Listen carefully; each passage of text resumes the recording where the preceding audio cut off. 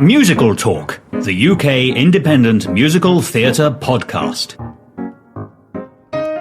Hello, welcome to this week's episode of Musical Talk. My name is Nick Hutson.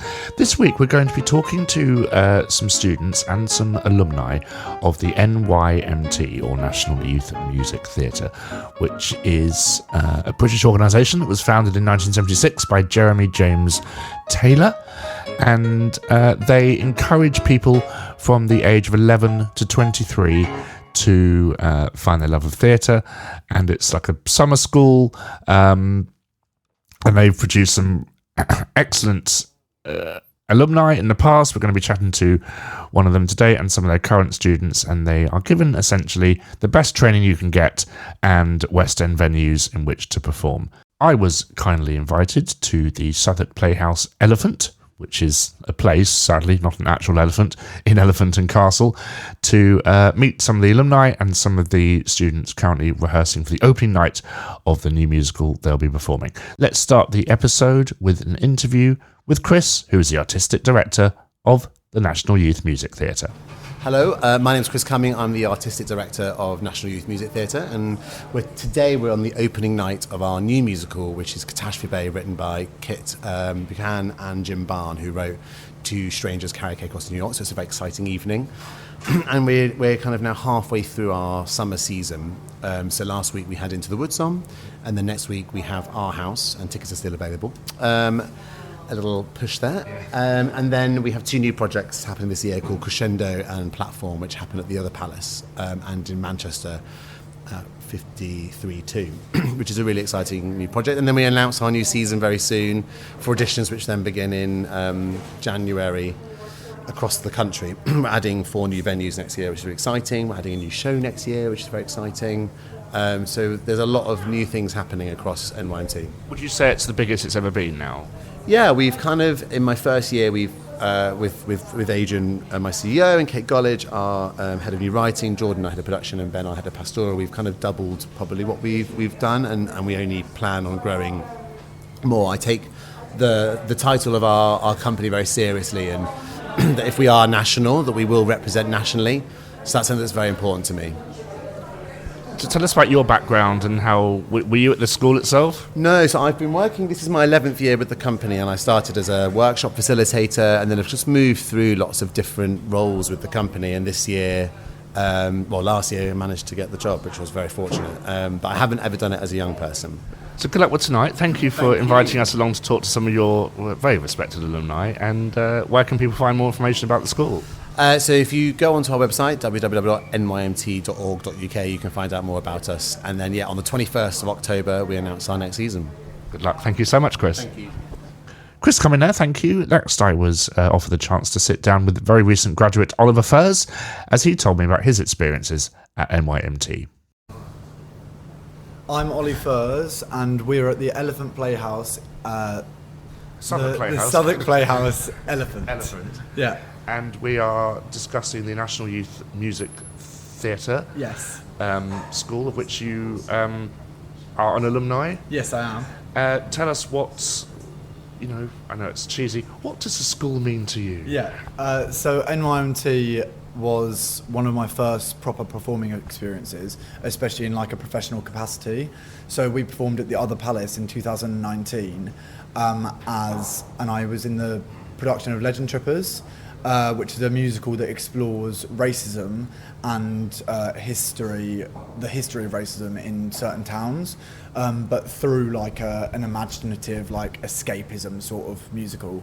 It's a brilliant musical. I recommend you listen to it. Avenue Q in a way. Yes, very much so. It's a brilliant musical, and when I was performing in it, it was one of my first times that I started to think that I would like to be a director, which I'm currently a young creative at NYMT as well. So that performance was the one that really got me invested in directing, because I saw how you could shape people's minds just through the art of theatre, through subtle and more hidden themes, rather than like explicit, hit you on the nose, this is what you want to think. More ones where you can like make people think and think what they want to change about the world. So what was it about, you originally wanted to be a performer, did Yeah. you? So where was the time when your mind switched and thought, hang on, there's something more I can offer here? So I actually wasn't sure that I wanted to be a director until I took part in the Young Creative Scheme for NYMT. How do you find in getting into the directing world? Because it's kind of hard enough getting into the acting world, Yes, but yeah. to suddenly have a switch like that, Well- how did the NYMT help you with that aspect? To be honest, NYMT was actually the most helpful they could be, because they showed that I could actually develop my performing skills and creative skills at the same time. They were very facilitative of the fact that I wanted to pursue both being a performer and director. So during my assistant directing of The Boy Who Sailed the Ocean in the Armchair last year, I learned lots of skills like how to run a rehearsal room, how to work with different professionals. So I worked with Hannah Chiswick, who's directed Treason, and Eugenius, just gone in the West End. And I also worked with Steve Kirkham, who just worked on Hadestown as associate choreographer. And then I worked with Lewis Bell, who was the first cover conductor in Guys and Dolls. So it was a team full of professionals that I got to work with in my first assistant directing job, which is almost unheard of anywhere but NYMT. So it was my first ever assistant directing job, and I was working with West End professionals, which was incredible. It kind of reminds me of Art Said in a way that they kind of take all these amazing professionals and just bung them in with young people because they because they were in their position once upon a time. So it's nice that you can kind of rotate that in a way. Yeah, no, it's really nice that we get to work with the creatives and they get to kind of be our mentors. Like Hannah Chiswick and me now contact frequently, and she gives me lots of advice of how to become a better director.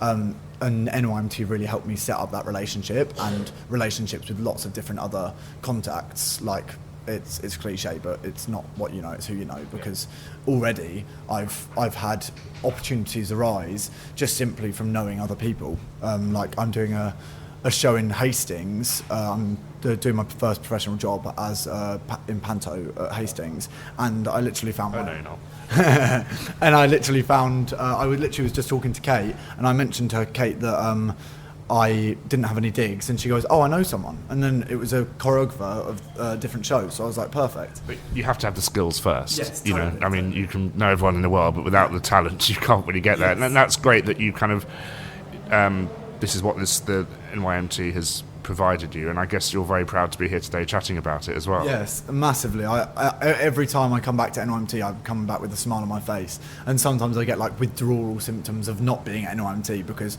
I associate directed this year, so I was part of the staff this year, and it was so lovely to finally getting to be like the staff members with all the creatives that I've now become friends with.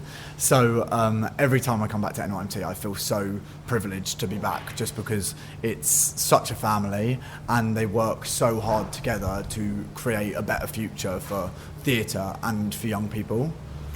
And you can either apply as a performer and as a creative. Tell us about, those two differences. Yeah, so you can apply to be a performer, which is you get to perform in like a pretty much West End level stage show, and you perform in all sorts of theatres, professional theatres with professional creatives.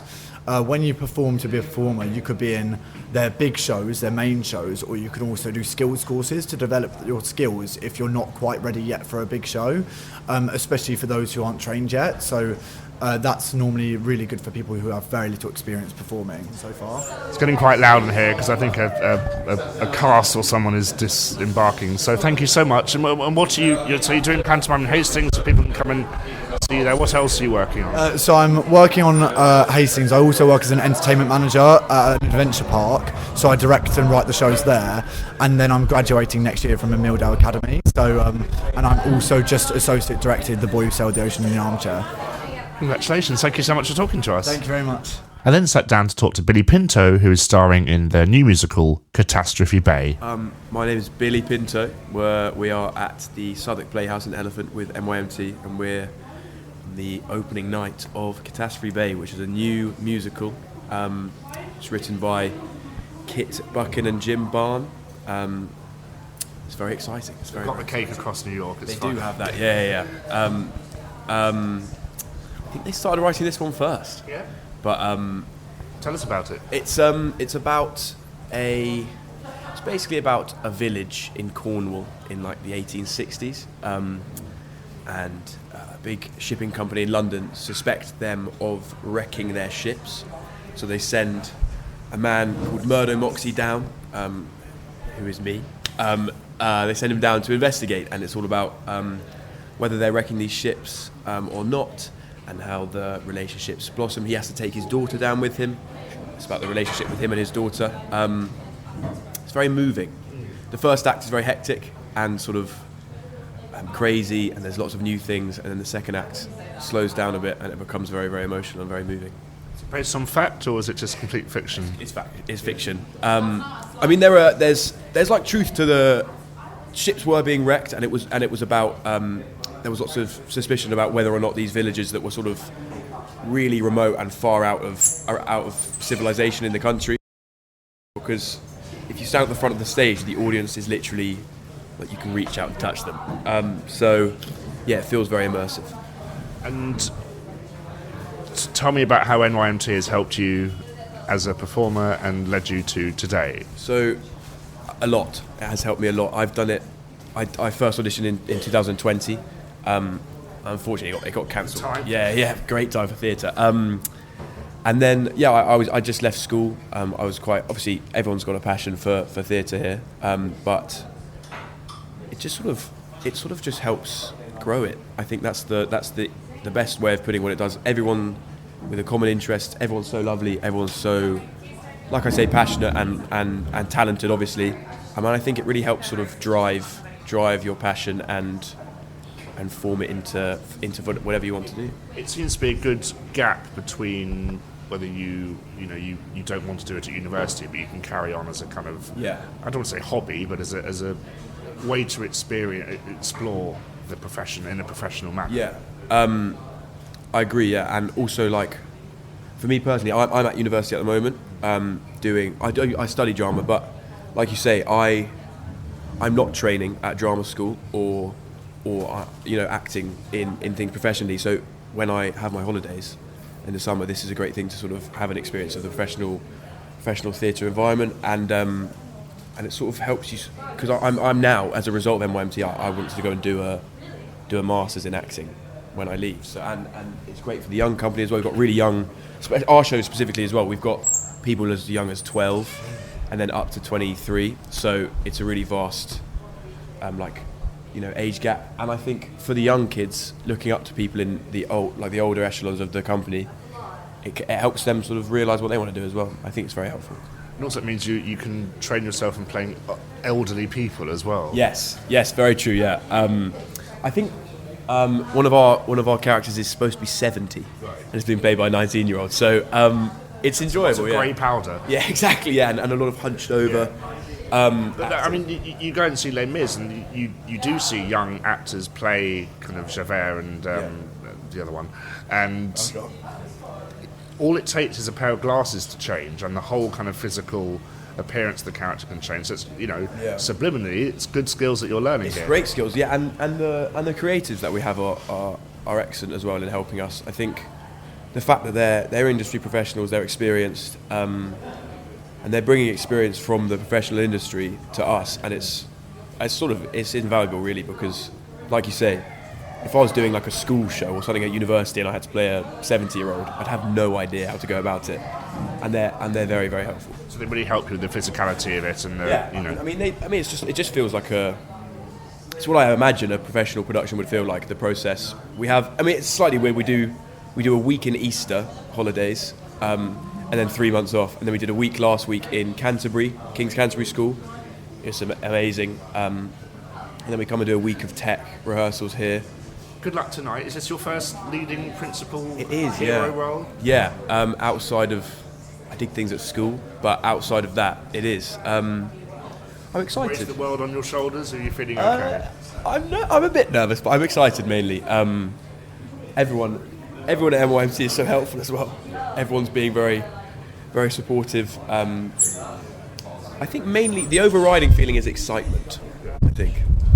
So you should be. And many success in the future. Thank you so much for talking to us. Very much. And good luck for tonight. Thank you. I can only apologise for some of the wind you're hearing in this episode. It was quite a very windy day here, and we had to have the door open because it was quite warm where we were recording.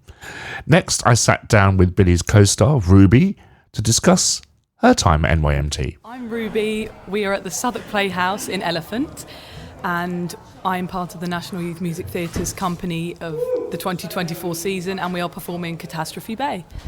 We just heard from your leading man earlier. Tell us who you play and how the piece is going for you, and it's about the NYMT in general. Sure. This has been a really exciting experience because we are doing a new musical. So in many ways we are sort of approaching the text from a completely new and organic position, which is really, really exciting. We've had the honour of working with Kit and Jim, who are the writers and creators of this piece, which has been so exciting. I am playing a character called Ruth, and she's a school teacher in this fictional village of New Frock in Cornwall. And it's a real explosion of cultures and folk tunes, and I think, and many people have described it in this way, as more of a play with music as opposed to being sort of dominated by classical musical theatre, showbiz. But by that reason, it generally means like the songs are part of the story and they are happening in the story as opposed to just like in the ethereal air. Do you agree with that? Is that 100%? It is. It feels so much more raw, and it feels so much more crucial to the story to have the music within the world of these people, as opposed to sort of blocked out. These are the tunes of this show, which makes it so smooth and beautiful. A really beautiful piece of work. And tell us about your time at the NYMT. Yeah, NYMT is definitely the best decision I ever made to join this company. I've been doing it for a fair few years now, and every year it's never a doubt in my mind to audition, to give it a go. I've met some incredible people, I've met friends for life, and the level and the professionalism that we are treated with and expected to produce is so important and so nice, because it really gives you, especially now I'm sort of getting older, trying to make my mark within the industry, get the foot in the door and stuff like this, to know that I've already had a level of training which is of professional standard is amazing. How old were you when you started here? I was 10. Wow. Yes, I was 10 years old. So I'm now 19. I've done it pretty much every year since then. A bit of a... Do you have to re-audition every year, or so they really treat it as a kind of, professional scenario? Completely, yeah. You re-audition every year. There's no guarantee of a position in the company, which is completely as the world of musical theatre and performing works. So, yeah, I think it's a completely level playing field, and it's about casting a show. At the end of the day, it's not about if you've been in the company before necessarily. And what would you tell now your 10-year-old self?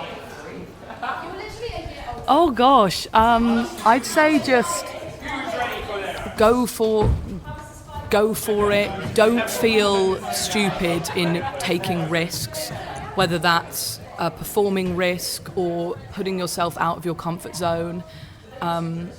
Just be bold and just give it a whirl, I'd say. And how has the industry, obviously we had a bit of a dip in the middle, but how has the industry changed during your time, not the industry, but how has your opinions on theatre and performing changed during your 9 years of doing this? Yeah, completely. I think, the perspective of how important theatre is for me, definitely.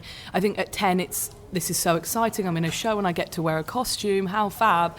And now I think over the years and overdoing NYMT during COVID, you sort of really understand how impactful theatre is on a wider social level, which is so exciting. And stuff like this as well. It's a new musical, it's set in the 1800s, but it's so prominent to today. And you realise how much, work is political and work makes a mark and is fundamental, really. I think that's really refreshing to see. When you open tonight, how are you feeling? I am nervous, I'm not going to lie. I think I really, really want to do this. Not nervous, you're keen to do well. I think that's always... Absolutely that, yeah. Don't give in to the nerves, because I think we're all really keen. I hope I speak on behalf of everyone in that this is a new piece, and I think we all really want to do it justice. We've worked so strongly with our amazing creative team who have nurtured us throughout this process, and the writers, which is just such an honour. And I think we all want to do it justice and all give it the head start that it deserves, definitely. So you're in that kind of very lucky position of seeing writers of shows work with hopefully the first, one of the first people to sing their stuff, and changes are being made. I guess you've got to keep up with all of those as well. It's tough, isn't it? It is tough, but it is definitely the nature of performing. There's always going to be that little chip and that little change. And it is nice to work with that pace, and I think that's something that NYMT always does. It's quite intense, it's a residential process, it's a quick and it's a rapid pace, but that's sort of how shows go in the industry. So working at that level, getting a note, changing it immediately is really important. And it's so nice they support new works as well, because that's something that's often forgotten about, especially in this country. The other palace promised all this stuff, and now they just seem to stock out Heathers every 6 months, and it's like, come on guys, do a bit better. It's so real. I think, as someone who I love to go and see new theatre and new work, to see a West End which is sort of really dominated by our main musicals that don't seem to budge, which is great, and they are there for a reason, and they are commercial and they are wonderful, but also we have these amazing new pieces which are just sort of so earthy and have got so much to them, which often are more resonant to the audiences that come and see this. Look at Mincemeat, Well, exactly. It's they take off, and things which really tackle the issues that we all face on a sort of more human and more simplistic level. I think that's really brilliant to see. I think your rehearsals are starting again, so I will let you go, Ruby, but thank you so much and good luck tonight. Thank you so much, it's been great to talk. Thank you to Ruby. Finally, I sat down with alumni and West End star Josh Barnett, who's currently performing in Barnum. He was in Newsies, and also the recent actor-musician production of The Last 5 Years. This is what he had to say. Hello, my name's Josh Barnett, my pronouns are he, him, and today we're doing an interview with NYMT celebrating the alumni and basically talking about our time that we had here. So you are now a stalwart of the West End, aren't you? Tell us what you are currently up to. I'm currently in a production of Barnum at the Watermill Theatre out in seeing soon, which I can't wait. Are you? Oh, fantastic! Yes. Yeah, it's an actor-musician show. So I'm the onstage MD and I play the ringmaster. And before that, I was doing the international tour the last 5 years as Jamie Wellerstein, and I've also been involved with productions such as Disney's Newsies, Anything Goes, UK Tour of Greece. I've been really lucky to do some really cool bits. And you're the Arts Ed alumni, aren't you? I am. Appears to be the theme of the world at the moment. Yeah, I graduated Arts Ed in 2020, straight into the pandemic. Yes. Which How was that? Really challenging. You leave drama school at a time when you're most fit, you're most hungry to work. I was really fortunate. I had Greece booked, and I was meant to start it literally just as the country went into lockdown, and that was it. I was at home for a year and a half with my parents, and I had 4 different jobs during that time, all whilst just waiting to get back on stage, having done 3 years of training. It was really challenging, especially mentally. So what was the first show that you found after we went back to the theatre? As in that I did, or so I ended up I was the emergency COVID cover for the last 5 years when it was at the Southwark Playhouse. Very good.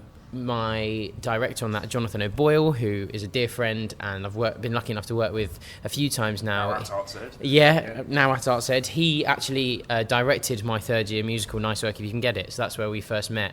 And he asked me to audition and really kindly brought me on board, and it was a fantastic experience just to learn. I was plunged straight into a professional rehearsal room with two amazing actors, Ollie Higginson and Molly Lynch at the time, and I was opposite my friend Lydia White, who's just Miss Honey in the West End at the moment in Matilda. And yeah, it was a complete learning curve straight off the bat, having been at home, not being able to go anywhere, and suddenly we were back in the theatre with screens in the seats. And I saw that production the last 5 years. Oh, fantastic. It was wonderful. And so you have all that, but how did you find NYMT? What's your path with them? So my journey with NYMT, a friend of mine actually was a violinist years ago for them, and she said, "Oh, I'm playing on this production, I'd love you to come and watch." So I went to watch Prodigy by Jake and Pippa at the Other Palace, and I saw this youth production, which was basically a professional show, and was blown away by what I'd witnessed. And as a 15-year-old, was literally sat there going, "Oh my goodness, I need to do this." So I auditioned the following year and didn't get in.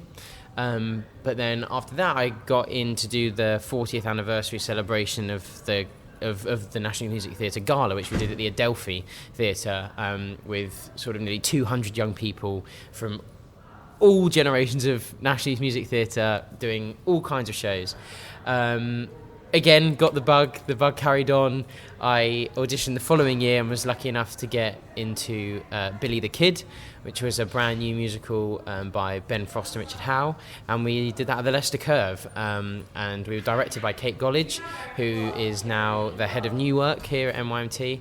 And yeah, that was my kind of journey. It was almost 3 years from, auditioning the first time, not getting in, but being like, oh, I love this. I think I did a summer school that year actually, and then the gala, and then Billy the Kid. So it was it was a full circle. What I'm learning about today, speaking to various people, is it's so.